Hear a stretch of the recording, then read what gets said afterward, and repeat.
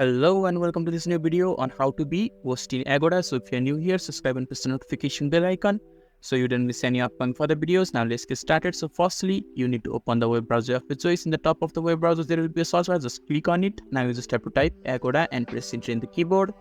Now the search results will be shown to you. Just click on the first search result, that is Agoda, and Agoda official website will be shown to you. So this is the interface that is shown to you when you are logged in and sign up successfully inside Agoda. And when you're inside this interface, you just have to look on the top right hand side of the screen. There will be list your page button, so you just have to click on list your place. Just click on it and another web page will be appeared right in front of you. So firstly, in order to be host, you need to complete your profile. In order to complete your profile, firstly you need to enter your name. After that, you need to enter your photo, your email address and phone number.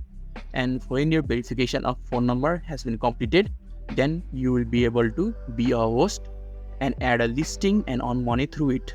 So this is how you can be host in Agoda. So if this video is helpful to you, don't forget to leave a like button. Thank you.